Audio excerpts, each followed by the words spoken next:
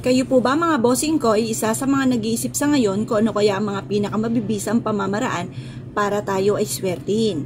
Or kaya po mga bossing ko, kung kayo sinuswerte at naisyo po na masigit po kayo na maging maswerte, ay mainam na subukan nyo po ito mga bossing. Proven po ito. Basta ito ay gagawin nyo lamang sa umaga mga bossing. Humarap ka ng 6:30 sa silangan kung saan nasinag ang sinag ng araw. At pagkatapos mga bossing ko, humawak na po kayo ng star anise.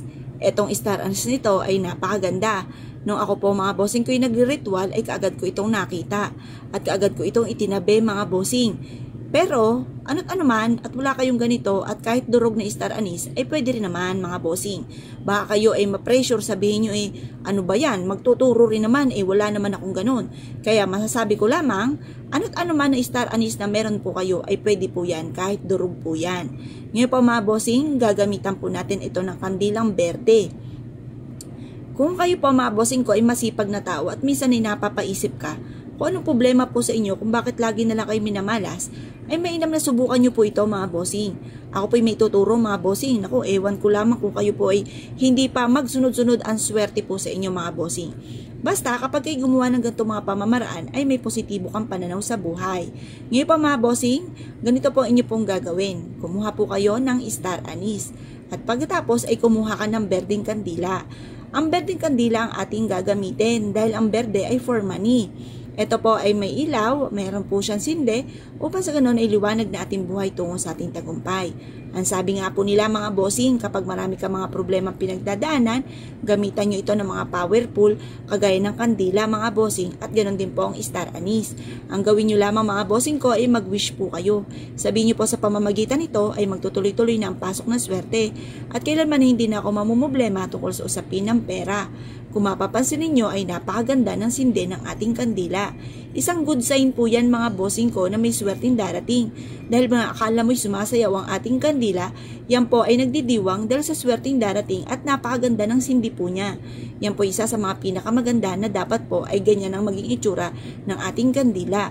Huwag po ito na pasindi-sindi po niya ay parang papatay-patay yung sindi, wag pong ganon, dahil nagdudulot po ito ng malas. Yan po ay negative sign, kaya mag-focus ka lalo sa inyong kahilingan.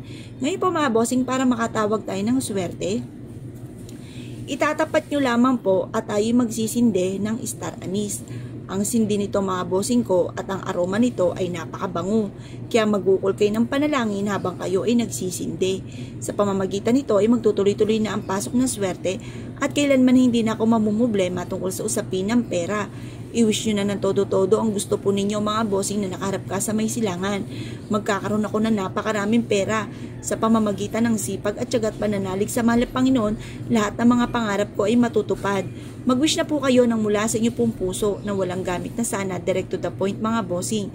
Pagtapos na po kayo mag-wish mga bossing ko ay mainam, ito pong pinakaabo po nito ng ating kandila or ng ating pong star anise mga bossing ko ay ipapahid po ninyo diyan mismo mga bossing ko sa inyo pong pintuan.